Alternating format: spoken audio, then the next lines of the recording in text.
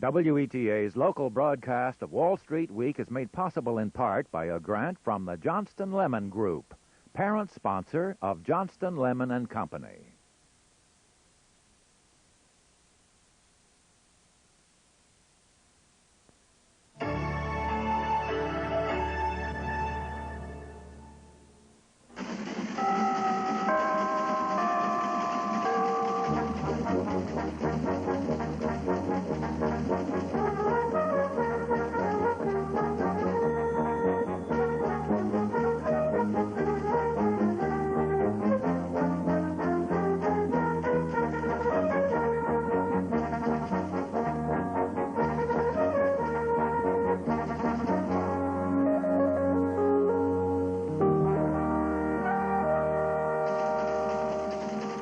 Wall Street Week with Louis Rukeyser is made possible by the Corporation for Public Broadcasting and by the financial support of viewers like you.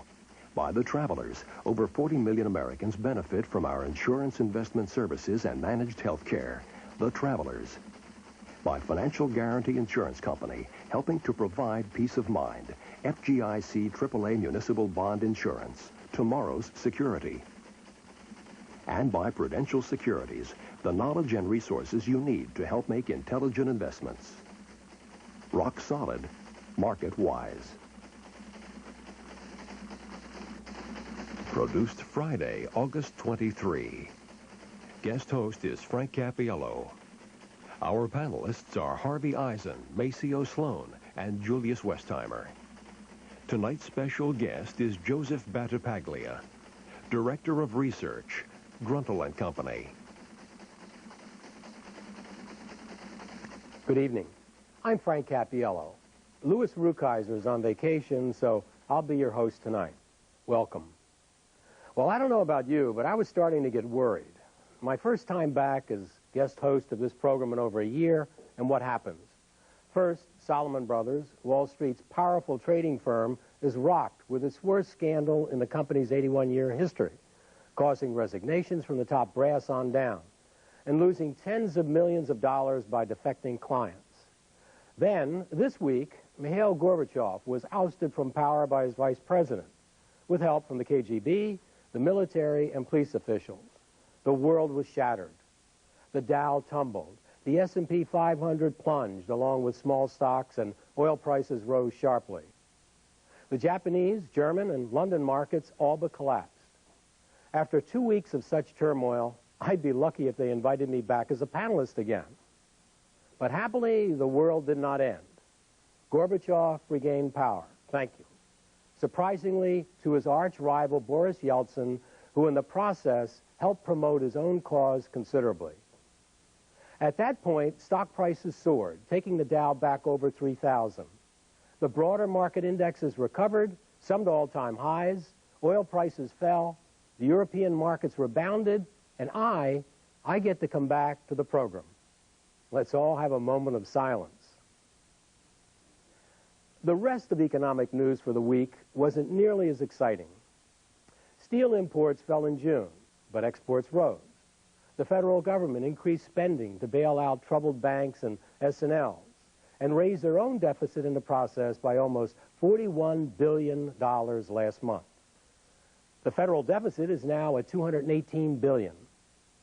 But the shocker of the week was that durable goods orders rose over 10% in July, its largest monthly gain in 20 years. Also rising, unfortunately, was the number of Americans seeking state unemployment benefits.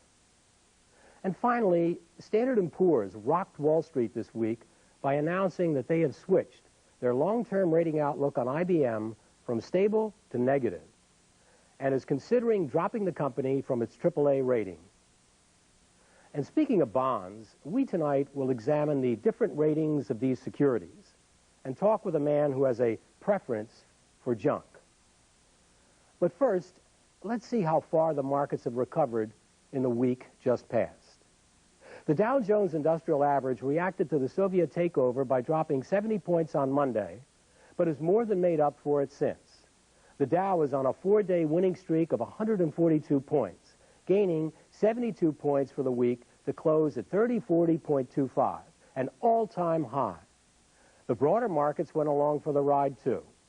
The New York Stock Exchange and NASDAQ have hit records 3 straight days, while the S&P is on a 2-day record streak.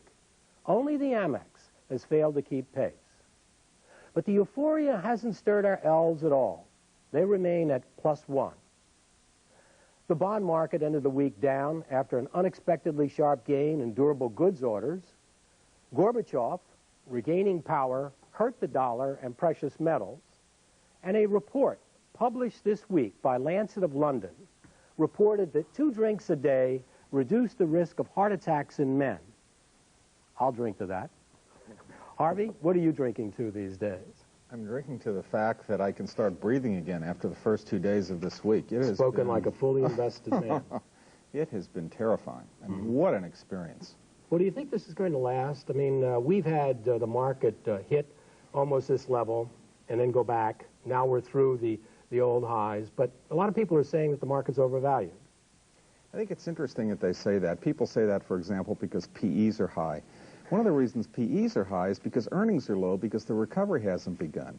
And you've got 3 things in place that really have to keep me positive. Number 1, you've got the Fed easing money. You've got short rates at a 15-year low.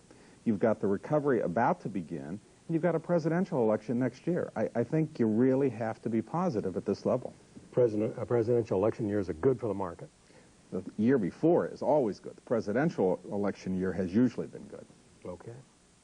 Julius Westheimer, what are your clients doing? Are they calling you now? They're not calling enough. I have tried to train them over the years to stay with a good portfolio of high-quality stocks for the long pull and not to be buffeted around by every headline or radio or television news bulletin. I frankly think there's more risk in the market today than there is reward. I think all the good news is out. The durable goods orders were up, as you pointed out, and But on the risk side, though, you've got very high price-earnings ratios and very low dividend yields.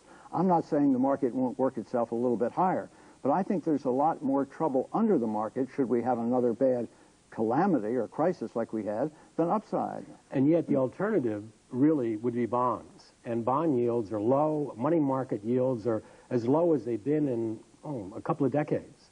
So what's the alternative for an investor who says the market is too high? What would you put them in? I think people should be in stocks, particularly young and middle-aged people. But I think people should keep their seatbelts fastened over the next year or so for any possible shockwave. I mean, we had a shockwave Monday with that crisis in Russia, and the market dropped 70 points. Now, luckily, everything calmed down and the market recovered.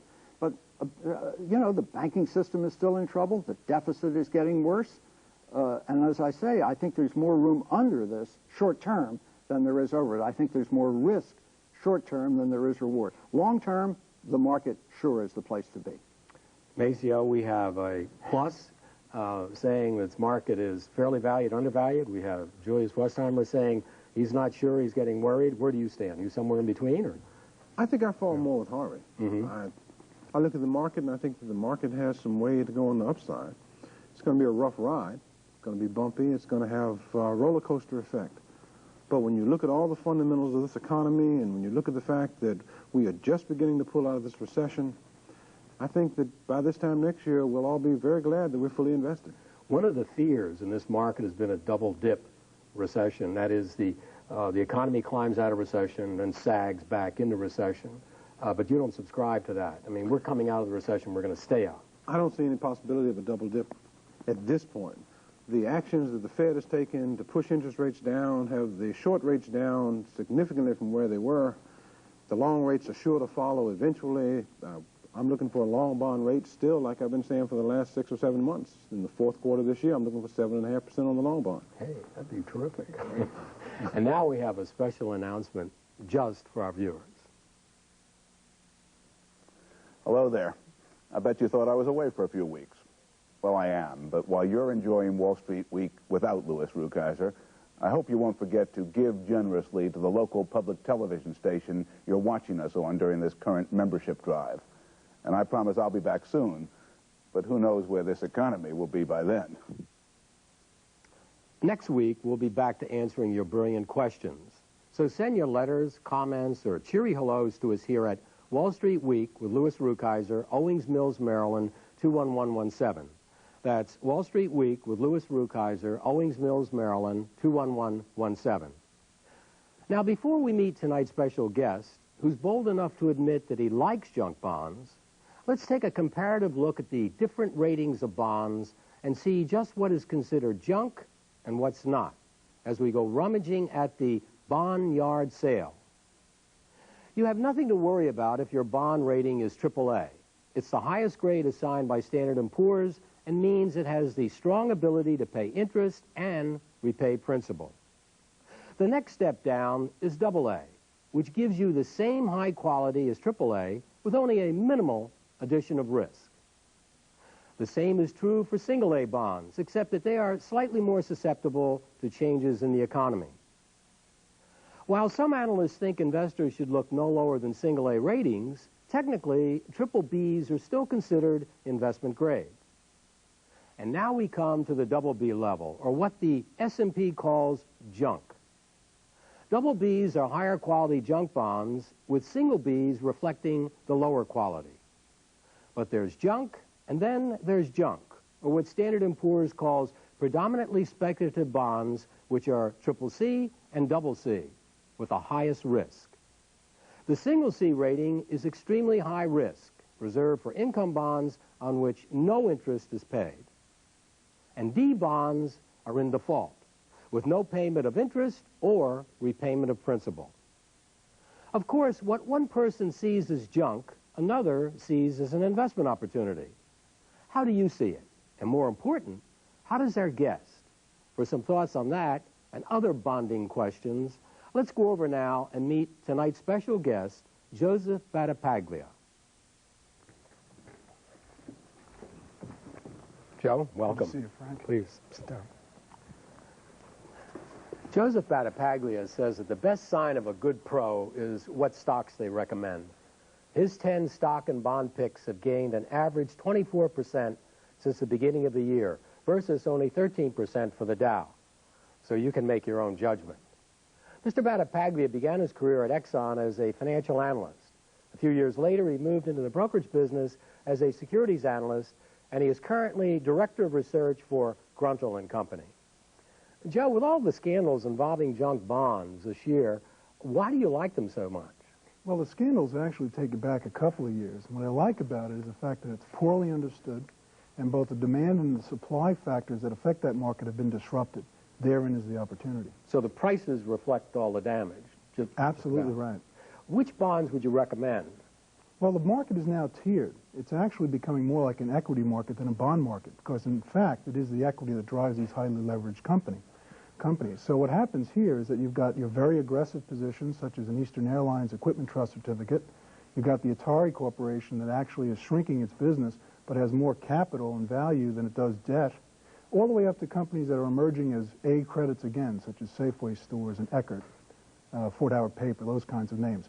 There you have emerging credit quality. The yield spread between bonds and on the junk side and treasuries is narrowing. Again, the opportunity for good investment. What about junk bond mutual funds? Is this a way for investors to play the junk bond game? Well, you have to look at that very carefully, because on the one hand, it's a blind pool as far as I'm concerned. The investment manager has to have the intestinal fortitude to hold his positions. Yet he's also sensitive to the attitude of his investors. And when they're running for the exits, they want their cash. Sometimes he's forced to do things that he doesn't want to do. To liquidate a portfolio. Exactly right. And you want to avoid being in that kind of situation. Do you have any junk bond funds you think are attractive? No, we stick strictly with a bond-by-bond selection process. Okay. Let's turn to the stock market, because obviously that was the game of the week. Sure. And given the stock market's recent rise, and given the fact that almost every stock was up today, with one exception, IBM, how do you view the stock market at this stage of the game? Is it more a winner than a loser? I think it accurately reflects what's happening vis-a-vis inflation, which is a very strong positive, interest rates, which we've talked about many times, and on this show, of course, coming down further. We're looking for long bonds to hit 7 3/4. Inflation? Inflation will be under 3%, I believe, for the next 12 months. Wow. And beyond that, of course, you've got a whole change in the world psychology vis-a-vis the two superpowers, because we really only have one at this point. So you look at the stock market as reflecting really what's going on in the economy driving up, earnings improving, and thereby the market's not overvalued. Well, it's a great anticipator. What it sees is a very positive outlook internationally, good outlook on interest rates. The consumer will get its bearing and overcome all the negatives, overcome higher taxes, overcome the joblessness that we're seeing. Once that occurs, of course, that earnings gap will fill very quickly and valuations will be restored. How about stocks? Which particular stocks would you buy right now? What are you recommending? Well, the big names, one that's most intriguing to us is Boeing. In fact, today's number on durable goods reflected a big increase in orders for aircraft. About half that increase was equipment orders for Boeing. That's correct. Yeah. And beyond that, I think analysts are a little short-sighted because they say that don't invest in the 777 project. We don't know if it's going to work out. My point of view is we need more R&D in this country, not less. So more power to Boeing that they're able to spend the money and have the resources to develop new aircraft. Any other name? AT&T has been a perennial That's pretty favorite. stodgy stuff for you, isn't it? Well, not really, when you consider that they are going to make that transition to computers and computer networking and becoming really an information-driven company where there is growth rate. And that is the problem in this country right now, is getting unit volume growth. So that's the kind of company we would look for. Yeah. Air Products and Chemicals would be a third name. The third one is what? Air Products and Chemicals. Air Products. Here's a company that supplies industry basic gases, specialty chemicals, but they're also into desulfurization. They're also into waste to energy, which is the forward look on the environmental scene. We like that. Okay, you've given me 3 stocks. Now, if you were given a portfolio completely cash, how would you allocate the stock portion? What percentage would the stock portion have? What percentage would be bonds? What percentage cash right now? You'd be at 65% on the equity side. You'd be in another 25 to 30% on the bond side, and 5% in cash just for the next opportunity, which could come as soon as Monday. Would the 25% in bonds be all junk bonds, or would you have some governments in there, some quality? No, we would be in the aggressive side here. With 600% yield spreads over treasuries, we think the junk bond market has a lot of opportunity, and that will give us the performance we're looking for. Let me turn you to a group that has opportunity, but they're not junk, starting with Harvey Eisen. For years, I've called junk bonds SIDS, stocks and drag. It's nice to see somebody who now calls them the same thing. I'm with you, 100%. One of the things that's happened in the market has been this tremendous benefit to stocks because companies are able to refinance their high-cost debt. I know a company you like is the Santa Fe Pacific Railroad. Can you talk about that and why you like it? Well, the great thing about Santa Fe, it's a stub. They've done a lot of restructuring. They've taken on debt. They've divested the Southern Railroad. Most people left it for dead. Now we find a rail company that's highly profitable with a very large gold operation that's expanding rather dramatically. And I can see another spin-off maybe within the next 12 months of the gold operation bringing more value to the shareholder. Terrific. Joe, I'd like to follow up a little bit on a question Frank just asked you. If a man or a woman retired, say this weekend, and got a lump sum retirement amount, and they came to you and said, we want to put it all in stocks, how would you allocate it versus growth stocks, cyclical stocks, or, say, utilities? Where do you think the best opportunities are now in Wall Street? Well, they would have a sensitivity to income, so certainly we would focus a bit on electric utilities, which would be a good opportunity. The cyclical stocks, though, I'd be suspicious. The economy is growing very slowly. I think we're still working off of some of the excesses from the 80s, which make it a hard story to make, particularly when you talk about the autos and the steels. The growth stocks, where there is unit volume growth, provide the best opportunity. So as long as they can be aggressive, even though they're retired, that's how I would break out the portfolio. Go with growth. Joe, the high-yield bond market has some tremendous opportunities in it, as we all know, but it's also full of landmines. If I'm the typical investor, how do I identify which broker I should go to or what source I should use to identify those high-yield bonds that make good investments and those in which I'm just throwing good money after bad? Well, there's two things. One, the perception issue. Some AAA bonds aren't really AAA. We learned that with the mutual benefit problem, where the insurance backing disappeared overnight. And frankly, this is on virgin territory. We don't know how to deal with the backer of these issues falling apart. Secondarily, you go with performance. Find out what the brokers have done in the past. We track our own performance and put it out to the public to show them what we've done in a 5-year period of time or a 1-year period of time. And the performance has been quite good, bond by bond, in a portfolio mechanism. Joe, we've talked a lot about buying, about being aggressive, but surely in a market like this is a good chance to weed out some overbought stocks or some stocks that we've always wanted to get rid of. What stocks would you be selling now that are popular? First thing you want to do is look at what the managements have said about their business. For example, in biotechnology, if the management said that this is the year where we'd have revenues and earnings and we wouldn't need as much cash, yet their annual report speaks otherwise, use the market as a source of strength and get out of the position. The auto industry is in transition domestically. Too much capacity, not enough demand. General Motors informed will be underperformers. The steel companies, we are using less and less steel internationally. I don't believe they'll be able to compete. Sure, you can get little intermediate moves, but by and large, building value is not there for the steel stocks. So use the market strength where you see a loss of growth opportunity or a management that just doesn't seem to have their hand on the tiller. Okay, one of our problems with steel is foreign competition. One of our problems with autos is foreign competition, which lead me to the foreign markets. Mm-hmm. And the foreign markets have been attractive. Are there any that you would buy into right now? Well, we think the events of this week point again to our investment thesis about Mexico. Here we have a very large populous neighbor with a government that is pro-business, pro-development. They are right on our border. We already do business with them. They're our third largest trading partner. So in Mexico, for example, I would not have any trouble building a position in Telefones de Mexico. Or Telmex, Cifra. yeah. That's right. Okay. Or Cifra, their largest retailer. And if you want to play it more conservatively, the three closed-end funds that trade on the New York Stock Exchange, which are all Mexican stocks and poised for dynamic growth. These are the three closed-end funds. That's correct. Emerging Mexican, That's right. Mexican fund, and so on. And Cifra and Telmex have ADRs, and that's what you'd recommend they buy. Exactly. Yeah.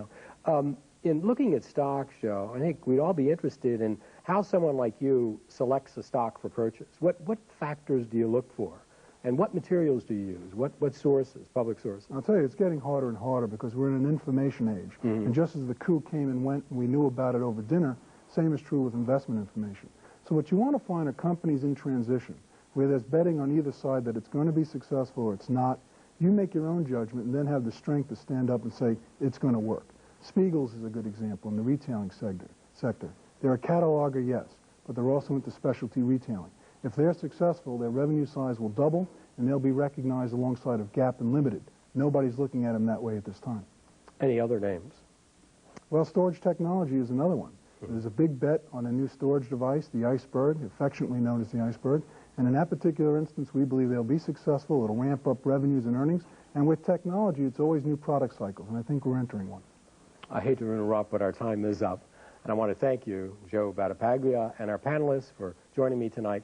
And I hope you'll be back with us again next week, when my friend and colleague, Carter Randall, will be host and taking a look at a very popular form of investing, investment clubs. He'll be talking with Thomas O'Hara, chairman of the National Association of Investors Corporation, and finding out how we all can get a financial workout. Meanwhile, this has been Wall Street Week with Louis Rukeyser. I'm Frank Cappiello. Good night and good luck.